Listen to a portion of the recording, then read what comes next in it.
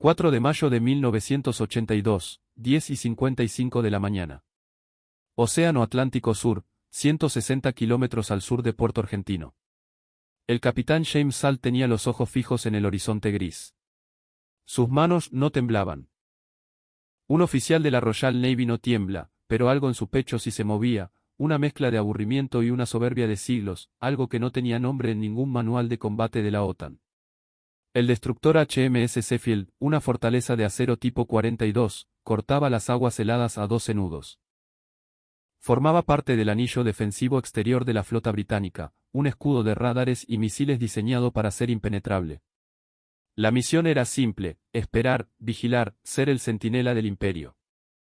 Entonces, en la sala de operaciones del barco, el oficial de guerra principal, un teniente de apellido Wood, escuchó una voz por el intercomunicador. Era el operador del sistema de medidas de soporte electrónico, el UA-1. La voz era joven, casi dubitativa. Señor, tengo un contacto en el radar de un avión francés, un Agave parece un superétendard. Wood, con la confianza que da comandar una nave de 4.000 toneladas, descartó la alerta. Imposible. Estaban demasiado lejos. Debía ser una falsa alarma. Ordenó seguir con la rutina. No hubo un segundo aviso, no hubo tiempo de escuchar el silbido del diablo. Solo hubo un golpe sordo, brutal, y luego el grito desgarrador del acero. Un misil había entrado por el flanco de estribor, 2,5 metros sobre la línea de flotación, sin ser detectado, sin dar aviso. Atravesó la cocina, la sala de computadoras, y se detuvo en la sala de máquinas auxiliares, rociando todo con el infierno de su combustible de cohete sin quemar. Para el Imperio Británico, que había dominado los mares durante 400 años, el mundo acababa de cambiar para siempre. Y los responsables eran dos pibes argentinos en un avión francés, a más de 30 kilómetros de distancia. Para entender por qué ese momento no solo cambió la guerra, sino la historia naval, hay que entender en qué creían los británicos.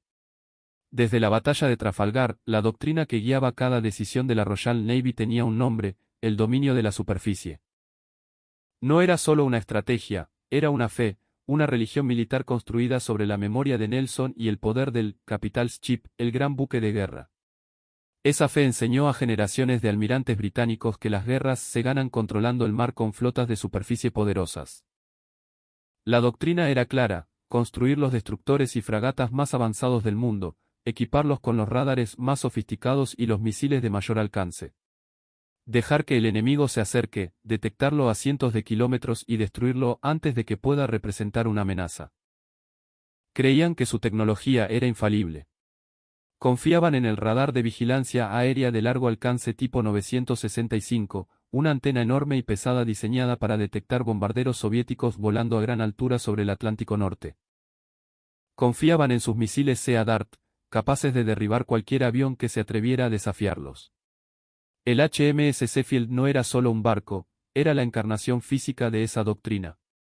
Era la promesa de que la Britannia seguía gobernando las olas. Las tripulaciones que lo operaban eran profesionales, entrenados en los rigurosos estándares de la OTAN. Creían en sus sistemas, en sus manuales, en su superioridad. En el papel, la Royal Navy había enviado al Atlántico Sur la fuerza naval más poderosa que se había visto en la región. En el papel. Porque mientras Gran Bretaña perfeccionaba el arte de la guerra que había conocido durante la Guerra Fría, los argentinos estaban a punto de enseñarles una lección brutalmente diferente. En la base aeronaval de Río Grande, en Tierra del Fuego, el capitán de corbeta Augusto Bedacarratz y su numeral, el teniente de fragata Armando Mayora, caminaban hacia sus aviones. El frío del sur les calaba los huesos, pero por dentro ardía un fuego sagrado, el fuego de la patria. No eran simples pilotos, eran la punta de lanza de una nueva forma de combatir, una que el enemigo, en su arrogancia, no podía ni imaginar. Eran los halcones de la aviación naval argentina. Su arma no era un cañón gigante, era una combinación letal: el caza bombardero francés Dassault Breguet Superétendard y su veneno, el misil antibuque aerospatiale AM-39 Exocet. Un misil, dispara y olvida, que volaba rozando las olas, a solo 2 o 3 metros sobre la superficie del mar, a una velocidad de casi Mach 1. Para el radar británico tipo 965, diseñado para mirar hacia el cielo, un Exocet era invisible. Era un fantasma electrónico. Y en esa mañana del 4 de mayo de 1982, el capitán James Salt todavía no sabía el nombre de ese fantasma, pero estaba a minutos de conocer su poder destructivo. A bordo del Superetendard con la matrícula 3A-202, el capitán Bedacarrat sentía la vibración de la turbina.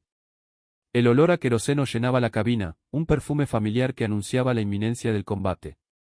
A su lado, en el 3A-203, volaba Mayora. Habían despegado de Río Grande y se habían reabastecido en el aire de un Hércules KC-130, una maniobra arriesgada y precisa que ya era una proeza en sí misma. Ahora volaban bajo, muy bajo, para no ser detectados por los radares enemigos. El plan era una obra de arte táctica. Un avión de exploración P-2 Neptune, volando al límite de su alcance, había localizado la flota británica. El Neptune, un avión viejo y lento, se arriesgó a encender su radar solo por unos segundos para obtener la posición de los buques piratas y transmitirla a los halcones. Bedacarrat recibió las coordenadas. Sus dedos, cubiertos por los guantes de vuelo, se movieron con una precisión quirúrgica sobre el panel de control. Introdujo los datos en el sistema de navegación inercial del avión y, a su vez, en la computadora del Exocet. Cada número, cada dígito, era una sentencia. No estaba apuntando con la vista, estaba programando la muerte a distancia, convirtiendo datos electrónicos en un proyectil inteligente. Levantó la vista por un instante. Solo veía el mar gris y furioso del Atlántico Sur. No había barcos en el horizonte, solo la inmensidad helada. Confió en sus instrumentos, en su entrenamiento y, sobre todo, en su coraje. Eso era exactamente el problema para los británicos. El sistema de ataque argentino no era simplemente un misil, era una arquitectura de guerra completamente nueva, una que la Royal Navy no había previsto. Mientras el capitán del Sheffield confiaba en poder ver a su enemigo en una pantalla de radar, los argentinos atacaban desde más allá del horizonte, desde un plano que los británicos simplemente no estaban vigilando. El radar tipo 965 del Sheffield era potente, pero tenía un punto ciego fundamental. Su diseño para detectar amenazas a gran altitud lo hacía casi inútil contra blancos que volaban pegados al agua. El sea skimming era un concepto que conocían en teoría, pero que nunca habían enfrentado en la práctica, y menos de una nación a la que consideraban militarmente inferior. El sistema argentino dependía de la audacia humana, de la inteligencia táctica y de una tecnología que explotaba precisamente esa debilidad doctrinal del enemigo. Y los ojos humanos del Sheffield no servían de nada contra un misil que vuela a más de 1000 km por hora, a 30 km de distancia. A las 11:04, Bedacarrat dio la orden. Ambos superetendard ascendieron bruscamente, como halcones elevándose para cazar. Solo por unos segundos. Sus radares agaves se encendieron, barrieron el horizonte y encontraron los ecos. 2 contactos grandes, un contacto mediano. Blanco adquirido. Los datos finales se transfirieron a los misiles. Bedacarrat apretó el botón de lanzamiento. Un fogonazo, una sacudida. El Exocet se desprendió del ala, su motor cohete se encendió con un rugido furioso y comenzó su carrera mortal hacia el corazón de la flota británica. Mayora lanzó el suyo un instante después. El tiempo de vuelo a esa distancia era de aproximadamente 2 minutos. 2 minutos en los que el capitán Salt y su tripulación no sabían que la muerte ya estaba en el aire, volando hacia ellos a la velocidad del sonido. Inmediatamente después del lanzamiento, Bedacarrat y Mayora viraron en redondo, pegaron sus aviones a las olas y emprendieron el regreso a casa. Misión cumplida. El resto quedaba en manos de la tecnología y el destino. Habían puesto todo lo que tenían, su habilidad, su coraje, sus huevos, en esos 2 misiles. A bordo del Sheffield, en la sala de operaciones, la tranquilidad se rompió. El operador del equipo de guerra electrónica detectó la emisión del radar Agave. Gritó una advertencia. Pero la confusión reinó. Era real. ¿De dónde venía? El oficial de guerra principal, todavía escéptico, dudó por un instante fatal. En la cubierta del HMS Glasgow, otro destructor tipo 42 que navegaba cerca, su sistema de radar sí detectó los misiles. Se gritó una alerta por radio a toda la flota. Pero en el Sheffield, una interferencia en las comunicaciones satelitales impidió que el mensaje llegara. La arrogancia, la mala suerte y la tecnología se combinaron para sellar su destino. Cuando finalmente confirmaron la amenaza, era demasiado tarde. El vigía en el puente vio un punto de humo en el horizonte, creciendo a una velocidad imposible. Gritó por el intercomunicador. El grito de «Missile! Brace, brace, brace», resonó en los pasillos del barco. La tripulación tuvo, como mucho, 4 segundos para reaccionar. 4 segundos entre la comprensión y el impacto. 4 segundos para entender que su fortaleza flotante estaba a punto de ser violada. Un oficial de apellido Hopkins, que sobrevivió al ataque, declaró años después: «No hubo sonido. Fue un golpe seco.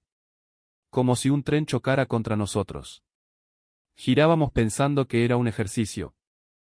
Y de repente el mundo explotó. Era como si el mismísimo infierno se hubiera abierto paso a través del casco». La segunda salva no hubo segunda salva. No fue necesaria. El Exocet de Mayora pasó a metros del HMS Yarmouth, pero el de Bedacarrats encontró su blanco. El misil no explotó. Su ojiva de 165 kilos de explosivo no detonó. Pero no importó. La energía cinética del impacto fue devastadora. Y peor aún, el combustible del cohete, que aún ardía, se esparció por el interior del barco, iniciando un incendio incontrolable que se alimentaba del cableado, los mamparos de aluminio y todo el material inflamable a bordo. El Sheffield no se hundió por el impacto de una explosión, se quemó desde adentro, cocinado por el veneno que 2 pilotos argentinos le habían inyectado desde la distancia. El capitán Salt vio el humo negro saliendo de las entrañas de su nave. Vio cómo las llamas devoraban el orgullo de la Royal Navy. Y comprendió algo que ningún manual británico había escrito todavía. No estaban perdiendo porque el enemigo fuera más valiente, aunque lo era. No estaban perdiendo porque el enemigo disparara más rápido. Estaban perdiendo porque el enemigo había cambiado las reglas de la guerra sin avisarles. Estaban perdiendo contra 2 pibes y un misil que no necesitaron verlos para dejarlos fuera de combate. El Sheffield ardió durante horas. La orden de abandonar el barco se dio cuando el fuego alcanzó los depósitos de municiones. 20 marineros murieron, 24 resultaron heridos. El resto fue rescatado, humillado, mirando desde botes salvavidas como su nave invencible se convertía en una pira flotante. El buque fue remolcado, pero finalmente se hundió el 10 de mayo, convirtiéndose en el primer buque de guerra británico perdido en combate desde la Segunda Guerra Mundial. La noticia cayó como una bomba en Londres. La primera ministra Margaret Thatcher y su gabinete de guerra quedaron en shock. ¿Cómo era posible? ¿Cómo una pequeña república sudamericana podía desafiar así a la poderosa Royal Navy? La respuesta era simple: coraje, inteligencia y la elección del arma correcta. En Río Grande, Bedacarrats y Mayora aterrizaron. No sabían con certeza si habían dado en el blanco. Solo horas después, escuchando las radios chilenas que captaban las comunicaciones británicas, confirmaron el éxito. No hubo una celebración estridente. Hubo la satisfacción silenciosa y profunda del deber cumplido, de haber golpeado por la patria. Su informe al Comando Naval en Puerto Argentino fue escueto y profesional, pero llevaba un mensaje que resonaría por décadas: los sistemas de defensa de la flota británica son vulnerables. Era el 4 de mayo de 1982. La guerra estaba lejos de terminar, pero la balanza psicológica y táctica acababa de inclinarse. El 25 de mayo, la aviación naval argentina volvió a golpear. Esta vez, el objetivo era aún más grande, aún más vital. Los británicos habían aprendido la lección del Sheffield. Su flota ahora operaba con la máxima alerta, sus radares barriendo el horizonte bajo, sus defensas preparadas. Pero los argentinos también habían aprendido. Sabían que el corazón de la logística británica era un gigantesco buque portacontenedores requisado, el Atlantic Kenbae. No tenía el blindaje de un buque de guerra, pero transportaba algo mucho más valioso: helicópteros Chinook y Wessex, repuestos para los Jerries, y todo el material para construir una base aérea en tierra. Destruir el Atlantic Kenbae no era hundir un barco, era decapitar la capacidad de movimiento y sostenimiento de las tropas británicas en las islas. De nuevo, 2 superétendard despegaron de Río Grande. Esta vez, los pilotos eran el capitán de corbeta Roberto Kurilovic y el teniente de navío Julio Barraza. La táctica era la misma: vuelo rasante, reabastecimiento en vuelo, y un ataque coordinado desde más allá del horizonte. El escenario, sin embargo, era mucho más peligroso. La flota británica estaba en alerta máxima. Destructores y fragatas formaban un anillo de acero y misiles alrededor de los portaaviones y los buques logísticos. Sobre el papel, penetrar esa defensa era un suicidio. Sobre el papel. Lo que pasó en las 2 horas siguientes todavía se estudia en academias navales de todo el mundo. Los pilotos argentinos, volando tan bajo que las crestas de las olas casi lamían sus alas, se guiaron por la última posición conocida de la flota enemiga. A diferencia del ataque al Sheffield, esta vez no tuvieron la ayuda de un Neptune. Tuvieron que confiar en su sistema de navegación inercial y en una dosis monumental de agallas. Al acercarse al área del blanco, encendieron sus radares Agave y encontraron un mar de contactos. Era la flota británica en todo su poder. En lugar de dejarse intimidar, Kurilovic y Barraza seleccionaron los ecos más grandes que aparecían en sus pantallas, los que probablemente correspondían a los portaaviones o a los grandes transportes. Lanzaron sus 2 Exocet restantes y viraron para escapar, mientras los sistemas de defensa británicos finalmente reaccionaban. Los británicos lanzaron nubes de chaff, señuelos de tiras de aluminio diseñados para confundir a los radares de los misiles. Funcionó. Uno de los Exocet fue desviado. Pero el otro siguió su camino.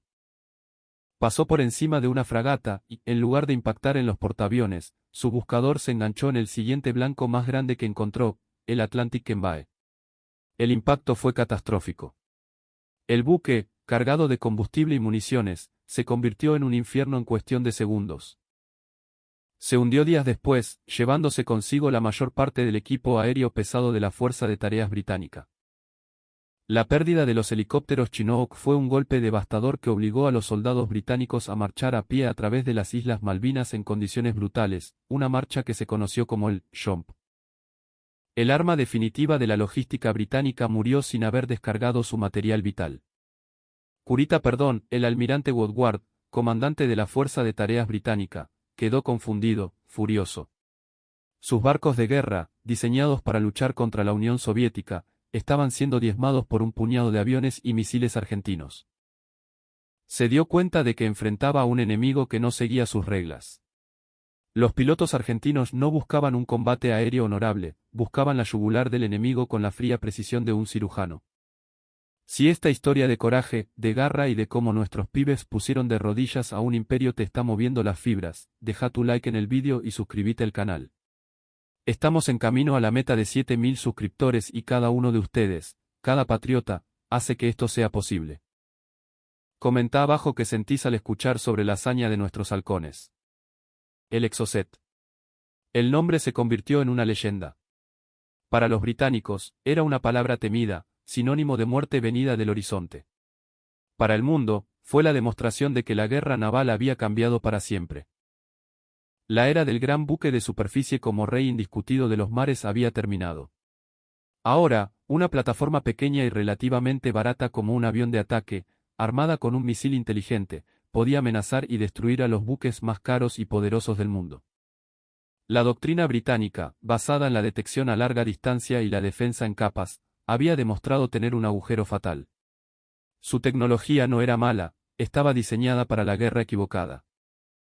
Seguían preparándose para un enfrentamiento masivo en el Atlántico Norte contra bombarderos soviéticos, y se encontraron luchando una guerra asimétrica en el Atlántico Sur contra un enemigo astuto, valiente y equipado con el arma justa para el momento justo. El marinero de primera clase, Ian Dishon, tenía 19 años. Era un operador de radar a bordo del HMS Invincible. Sobrevivió a la guerra. En una entrevista muchos años después, dijo algo que resume perfectamente la situación: el barco no murió porque los argentinos fueran más fuertes en número. El Sheffield murió porque nosotros seguíamos peleando la guerra que esperábamos, y ellos ya estaban peleando la guerra que era. El 14 de junio de 1982, las fuerzas argentinas en Puerto Argentino se rindieron. La superioridad numérica y material británica, sumada al apoyo logístico y de inteligencia de Estados Unidos, finalmente se impuso en el terreno. Pero en el mar, la historia fue diferente. La aviación naval argentina, con solo 5 misiles Exocet, había hundido 2 buques británicos y dañado gravemente a un tercero. Habían cambiado el curso de la historia naval. Después de 1982, todas las marinas del mundo se apresuraron a desarrollar sistemas de defensa de punto como el Phalanx SIPS, cañones de disparo rápido controlados por radar diseñados específicamente para derribar misiles Sea-Skimmin. La lección del Atlántico Sur había sido aprendida, pagada con sangre británica y escrita con el coraje de los pilotos argentinos.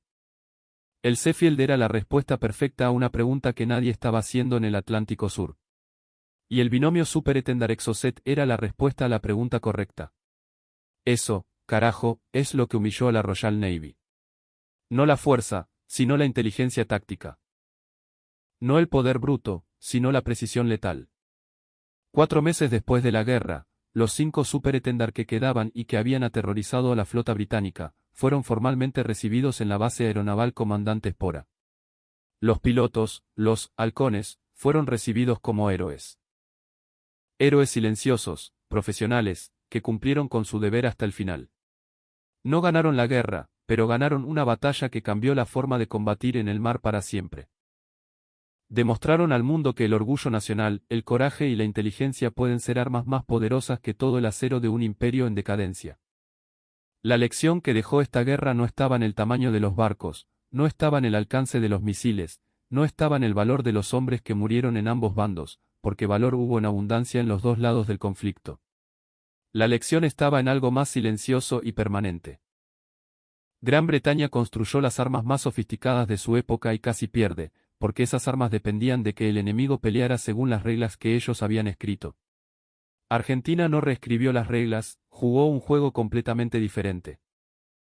Un juego donde la información, la sorpresa y la precisión viajaban en el morro de un misil, donde un piloto de la Armada Argentina, sobrevolando las olas heladas del sur, podía rastrear a un destructor de la orgullosa Royal Navy y convertir unas coordenadas en una sentencia de muerte antes de que el enemigo supiera siquiera que estaba en peligro. Eso es lo que destruyó al Sheffield y paralizó a la flota británica. No la fuerza. La visibilidad selectiva. La audacia. El coraje de nuestros pibes. El orgullo de ser argentino.